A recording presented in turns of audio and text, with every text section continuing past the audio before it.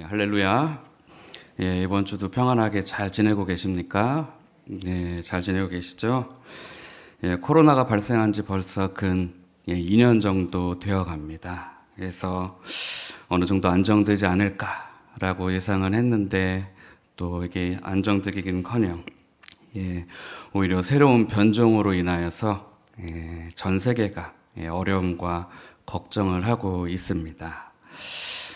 빨리 코로나가 종식되어서 모임이 회복되고 자유롭게 예배를 좀 드릴 수 있고 얼굴과 얼굴을 마주하고 각종 모임을 해야 되는데 자유롭지 못하게 돼서 아직까지도 자유롭지 못한 것에 대해 참 답답한 것 같습니다. 사실 코로나 시대처럼 모임이 자유롭지 못한 시기와 나라들은 이전에도 있어 왔습니다. 우리나라와 가까이 있는 공산권 국가들이나 중동의 이슬람권 국가들은 코로나 이전에도 여러 성도들이 함께 모여서 예배드리고 집회 갖는 것이 쉽지 않았었습니다. 더구나 훨씬 이전에 오늘 본문 베드로 전서가 쓰여진 시기 역시 성도들이 신앙생활을 하는 것이 자유롭지 않았습니다. 로마의 대화재가 발생하여 네로 황제가 기독교인들에 대한 큰 박해가 있기 전이었지만 성도들은 당시 로마 제국 안에서 이방인이었습니다. 그래서 사도 베드로는 이 서신의 서두에서 성도들을 무엇이라고 표현했죠? 바로 흩어진 나그네라고 표현을 합니다. 물론 성도들은 택하신 족속이요 왕 같은 제사장들이요 거룩한 나라요 하나님의 소유가 된 백성이었지만 당시 사회에서는 나그네요 핍박받는 자요 그들이 있는 지역에서 받아들여지지 못한 이방 종교를 믿는 광신도로 여겨졌습니다. 물론 로마 대화제 사건 이전에 로마 정부가 공식적으로 성도들을 추적해서 잡아들이고 핍박한 것은 아니었지만 이웃의 고소와 고발이 있으면 체포하여 자신이 그리스도임을 부인하고 로마의 신들에게 기도를 드릴 때 풀어주는 그때 석방해주는 정책을 펼쳤다고 합니다. 이렇듯 성도들은 주위의 대다수가 이방신 우상 숭배하는 사람들에 둘러싸여서 살며 마치 살얼음판을 걷는 것처럼 신앙생활을 하고 믿음을 지켜나갔던 것입니다. 이런 상황에서 아내가 성도이고 남편이 성도가 아니면 여러분 어떤 상황이 벌어졌을까요? 집에서 아내만 믿고 남편은 믿지 않는다. 분명히 부부간에 갈등이 있었을 것입니다. 남편이 사회생활을 하고 직장을 다니는데 회사 동료들이 야, 너 아내 기독교인이라며 왜 그런 미신을 믿게 내비두냐? 라고 우롱하면서 협박까지도 했을 수 있습니다. 그렇다면 그런 남편이 저녁 때 집에 퇴근해서 돌아와서 아내에게 어떻게 대했을까요? 아마도 신앙이 없는 남편은 아내에게 더 이상 교회 가지 마, 더 이상 믿지 마, 그런 거 믿지 말어 라고 화를 냈을 수도 있습니다. 때로는 아내가 나는 절대로 내 신앙은 포기 못한다. 여보, 예수 그리스도만이 나의 유일한 길이고 구주시고 난 예수님만 따르겠다 라고 남편에게 얘기했을 수도 있습니다. 그럴 때 여러분 어쩌면 가정 내에서 폭력이 발생했을 수도 있습니다. 이런 상황에서 사도 베드로가 오늘 본문을 쓴 겁니다. 가정에서 남편과 아내가 어떻게 해야 되는지 성도들을 향하여서 쓴 내용이 바로 오늘 본문입니다. 여러분 가정의 주체는 누구입니까? 먼저는 남편과 아내가 결혼을 했을 때 가정이 성립됩니다.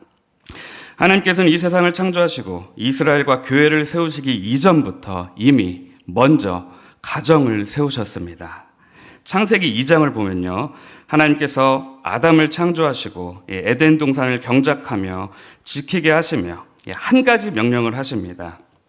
그것은 동산 각종 나무 열매는 먹어도 되지만 선악을 알게 하는 나무의 열매는 먹지 말라. 내가 먹는 날엔 정령 반드시 죽으리라 라고 하나님께서 말씀하십니다. 그리고 나서 하나님께서 아담을 보니 혼자 사는 것이 좋지 아니하니 내가 그를 위하여 돕는 배필을 지으리라 라고 말씀하십니다. 아담이 먼저 외롭다고 하나님한테 하나님 저 외로워요. 뭐 사람 한 명 보내주세요. 라고 먼저 요청한 것이 아니었습니다. 하나님께서 먼저 아담을 보시고 혼자 사는 것이 좋지 아니하니 돕는 배필을 짓겠다라고 말씀하신 겁니다. 그 다음 하나님이 흙으로 각종 들짐승과 공중의 각종 새를 지으시고 아담이 무엇이라고 부르나 보시려고 그것들을 아담에게로 끌고 가십니다. 그랬더니 아담이 그 각 생물을 부르는 것이 곧 그 이름이 됩니다. 지나가던 호랑이를 보고 호랑이 하면 호랑이가 되는 거고요. 사자 하면 사자가 되는 거고요. 하늘에 나는 독수리를 보고 독수리 하면 바로 독수리가 되는 것이었습니다. 이렇게 모든 가축과 공중의 새, 모든 짐승에게 이름을 다 지었는데 갑자기 아담이 피로가 막 몰려오는 것이었습니다. 내가 오늘 왜 그러지? 동물들 이름 짓나 내가 좀 무리했나? 라면서 갑자기 막 졸리는 겁니다. 그래갖고 한숨 자야겠다. 왜 이렇게 피곤하지 하고 확 잠들었다가 한숨 푹 자고 일어나게 됩니다. 아이고 개운하다라고 딱 일어나서 눈을 뜨는 순간 처음 보는 동물이 갑자기 아담 앞에서 눈을 깜빡깜빡거리면서 아담을 쳐다보고 있는 것입니다. 그래서 갑자기 처음 보는 동물이 갑자기 너 누구야?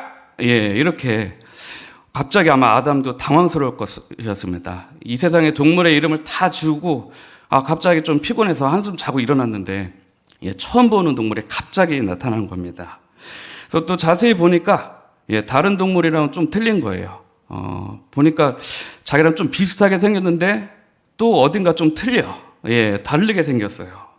아담이 아마도 그때 피부도 거칠었었고 아마 팔과 다리에 털도 좀 나 있었을 텐데 그 동물은 보니까 피부도 부드럽고 또 보니까 예쁘게 생겼어요. 그래서 이거 누구지 했는데 자세히 그때 알아보니까 바로 하나님께서 자신의 갈빗대를 사용하여 만든 동물이었던 것입니다. 그리고 아담에게 데려오신 것입니다. 그래서 아담이 그제서야 그때 그 이쁜 동물을 보고 이르되 이는 내 뼈 중에 뼈요 살 중에 살이라 이것을 남자에게서 취하였은즉 여자라 부르리라 라고 이름을 지어줍니다. 그러면 창세기 2장 24절에 이러므로 남자가 부모를 떠나 그의 아내와 합하여 둘이 한 몸을 이룰지로다 라며 가정이란 제도를 하나님께서 세우십니다. 물론 예수님을 안 믿는 사람들도 결혼을 합니다. 또한 사회적으로 혼인신고라는 제도가 있어서 법적으로 결혼한 남녀가 보호를 받습니다. 하지만 우리 믿는 자들의 결혼, 성도의 결혼, 크리스찬의 결혼은요, 하나님 앞에서 약속하고 부부로 선포되었을 때 그때부터 결혼이 성립되는 것입니다. 그래서 믿음의 사람들은 세상 사람들의 결혼 방식과 비교하거나 그런 방식을 그런 식으로 해도 된다고 따라가서는 안 됩니다. 우리는 하나님 앞에서 예배를 드림으로 하나님 앞에서 서약함으로 부부로서 결혼이 성립되는 것입니다. 이렇게 하나님 앞에서 서약함으로 결혼을 하고 부부가 되었다면 가정 안에서 남편과 아내로서 마땅히 감당해야 할 역할이 있습니다. 이것은 굉장히 중요한 문제입니다. 하나님께서는 이 세상을 창조하실 때 질서를 가지고 창조하셨고 지금도 질서 있게 이 세상을 운영하고 계시며 마찬가지로 가정 안에서도 하나님께서 세우신 분명한 질서가 있습니다. 디모데전서 2장 11절에서 15절 사도 바울이 이렇게 얘기를 합니다. 11절에서 15절 한 절씩 교독하도록 하겠습니다. 앞에 스크린 참고해 주시기 바랍니다. 여자는 일체 순종함으로 조용히 배우라.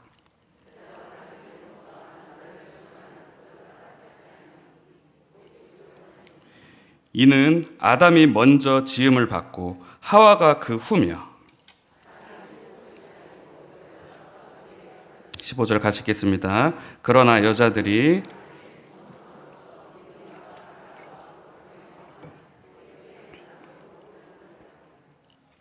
사도 바울 역시 여자가 남자에게 순종하고 조용히 배우라라고 권면을 합니다. 또한 여자가 가르치는 것과 남자를 주관하는 것을 허락하지 않는다라고 말을 합니다. 그 이유는 문화나 당시 시대적 배경에서 찾는 것이 아닌 바로 하나님께서 아담과 하와를 창조하신 창조의 원리를 통하여 사도 바울이 설명을 합니다. 물론 아담과 하와 둘 다 동등하게 하나님이 창조하신 인간이고 둘 다 똑같은 죄로 인하여 에덴 동산에서 쫓겨나게 되었지만 하나님께서 인간을 창조하셨을 때 그 창조의 질서는 하나님께서 남자에게 리더십을 주었다는 것입니다. 방금 읽은 디모데전서 말씀을 통해 알 수 있듯이 남성의 리더십은 가정뿐만 아니라 교회에서도 동일하게 적용되는 말씀입니다. 오늘 본문 사도 베드로 역시 사도 바울의 주장처럼 아내들에게 자기 남편에게 순종하라고 가르치고 있습니다. 1절과 2절 다시 한번 보도록 하겠습니다. 아내들아 이와 같이 자기 남편에게 순종하라. 이는 혹 말씀을 순종하지 않는 자라도 말로 말미암지 않고 그 안의 행실로 말미암아 구원을 받게 하려미니 너희의 두려워하며 정결한 행실을 봄이라. 사실 아내가 남편에게 순종해야 하는 것은 여자가 더 열등한 동물이거나 더 연약한 존재이기 때문이 아닙니다. 여자가 더 열등하고 연약하기 때문에 그런 것이 절대로 아닙니다. 아내가 남편에게 순종해야 하는 이유, 사도 바울 역시 디모데전서 2장에서 말했듯 하나님의 창조의 질서가 그러하기 때문입니다. 성자이신 예수님께서 성부 하나님께 순종하신 것은 성자가 성부보다 열등하기 때문이 아니었습니다. 성부, 성자, 성령, 삼위일체 하나님께서는 인간이 상상할 수 없는 이 세상이 창조되기 이전부터 교제하셨고 함께 이 우주 만물을 창조하신 창조 사역에 함께 동참하였으며 본질적으로 능력과 영광이 동등하신 분이었습니다. 하지만 성자이신 예수님께서 여러분 어떻게 하셨습니까? 빌립보서 2장 6절과 8절을 보면요. 같이 보도록 하겠습니다. 그는 근본 하나님의 본체시나 하나님과 동등됨을 취할 것으로 여기지 아니하고 오히려 자기를 비워 종의 형체를 가지사 사람들과 같이 되셨고, 같이 읽겠습니다.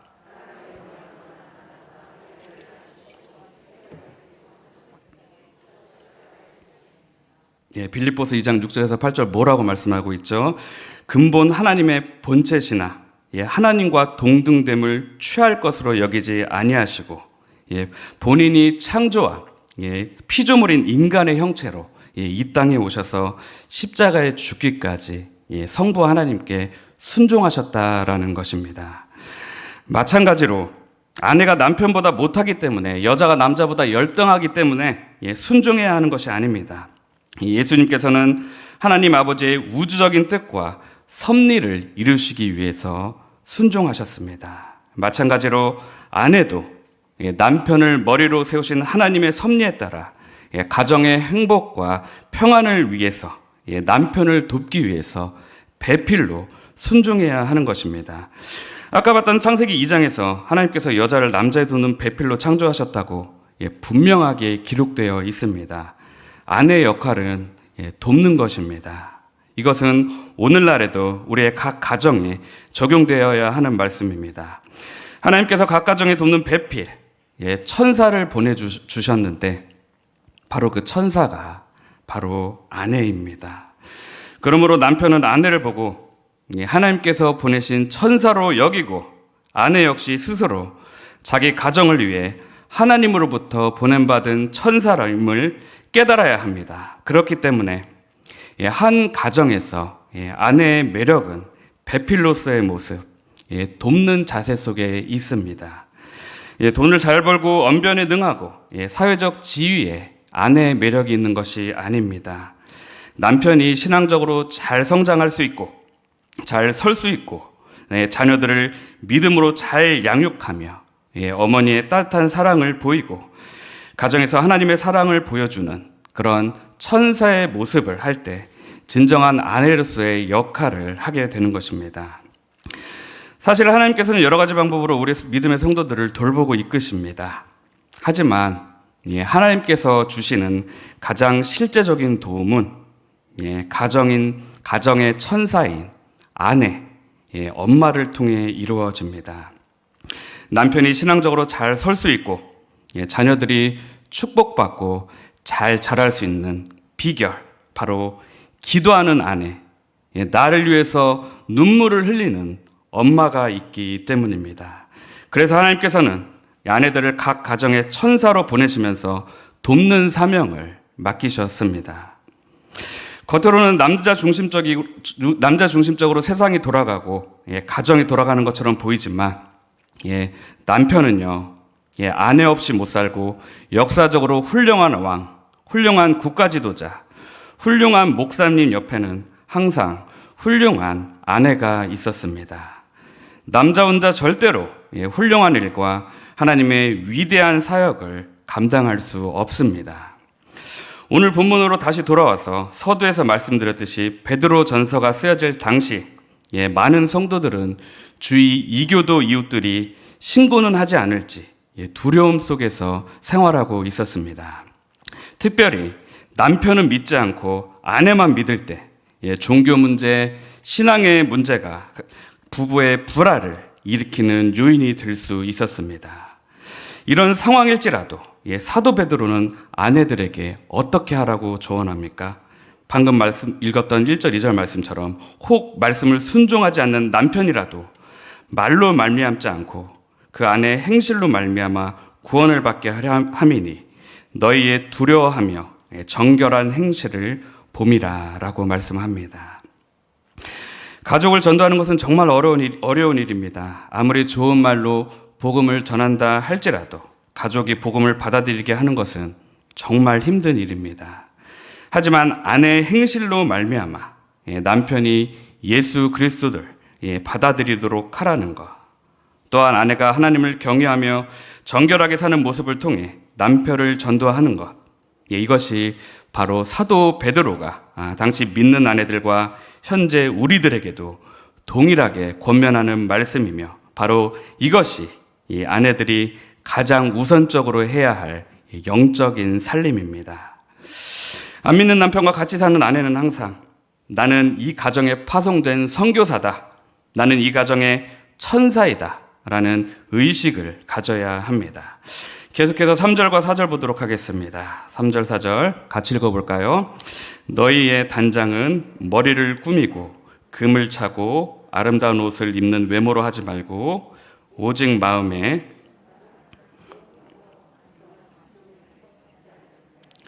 이는 하나님 앞에 값진 것이니라. 아멘. 이 말씀은 무슨 말일까요? 무슨 말씀일까요? 외모의 단정함보다 마음의 단정함을 추구하라는 의미입니다.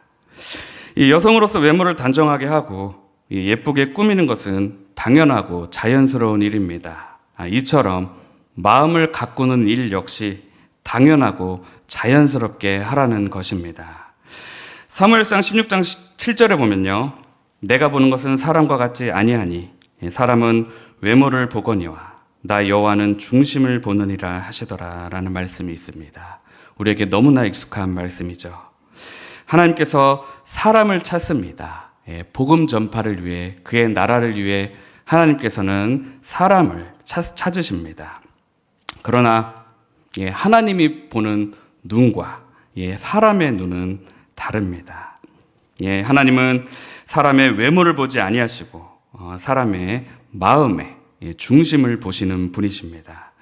그래서 하나님은 이세 아들 중 가장 어린 다윗을 택하시고 내 마음에 합한 사람이다 라고 말씀을 하십니다. 따라서 우리는 겉과 외모보다는 내면의 아름다움을 추구하는 신앙생활을 해야 합니다. 5절과 6절 계속해서 보도록 하겠습니다. 5절 6절입니다. 같이 읽어볼까요? 전에 하나님께 소망을 두었던 거룩한 부녀들도 이와 같이 자기 남편에게 순종함으로 자기를 단장하였나니 사라가 아브라함을 주라 칭하여 순종한 것 같이 너희는 선을 행하고 아무 두려운 일에도 놀라지 아니하면 그의 딸이 된 것이니라. 성경을 보면 많은 믿음의 아내들이 있습니다. 그런 믿음의 아내들은 남편에게 순종함으로 자기를 단장했습니다. 마음을 단장했습니다. 베드로는 아브라함의 아내 누구죠? 사라를 예로 들고 있습니다. 여러분, 아브라함은 어떤 삶을 살았죠?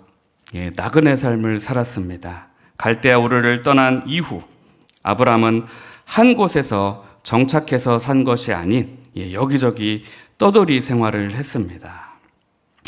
여러분 혹시 이사 좋아하시는 분 계십니까? 이사 다니는 거 좋아하시는 분 계십니까? 아마도 없으실 것입니다. 이사를 하면요, 남편보다는 아내가 더 스트레스를 많이 받습니다. 늘 여기저기 이사 다녔으니 사라가 얼마나 힘들었겠습니까? 그런데 사라는요, 묵묵히 남편의 뜻에 주라 칭하며 남편을 주인이라고 칭하며 순종하고 따랐습니다. 따라서 사라와 같이 그렇게 남편에게 순종하며 어떠한 상황을 만나더라도 하나님을 의지하여 두려워하지 않는다면 그러한 여성, 그러한 자매들이 바로 믿음의 조상 아브라함의 아내, 사라의 영적인 딸, 구원받은 자들이 된다는 것입니다. 이제 마지막으로 여러분 7절을 보도록 하겠습니다. 7절입니다. 같이 읽어볼까요? 남편들아, 이와 같이 지식을 따라 너희 아내와 동거하고 그를 더 연약한 그릇으로 또 생명의 은혜를 함께 이어받을 자로 알아 귀히 여기라. 이는 너희 기도가 막히지 아니하게 하려 함이라. 많은 사람들이 오늘 본문을 보고 기독교는 남성 우월주의 아니냐라고 말을 합니다. 심지어 기독교 안에서도 교회 안에서 남녀 동권, 페미니즘을 주장하는 목사들과 성도들이 있습니다. 하지만 오늘 본문을 통해 알 수 있듯 아내가 남편에게 순종하는 것은 절대로 남성 우월주의 사상이나 여성 인권을 유린하는 행위가 아닙니다. 곧 하나님의 창조 질서에 순종하는 것이며, 그렇게 우리가 성경의 질서 안에서 가정생활을 할 때 하나님께서 주시는 참 평안과 축복을 누릴 수 있게 되는 것입니다. 여러분, 한 가지 질문을 하도록 하겠습니다. 여러분, 제가 집에서 집안일을 할까요? 안 할까요? 제가 저녁 때 집에 돌아가면 설거지, 빨래, 청소를 할까요? 안 할까요? 저는 정말로 열심히 합니다. 혹시 못 믿으시는 분들은 제 아내에게 직접 전화해서 확인해 보시기 바랍니다.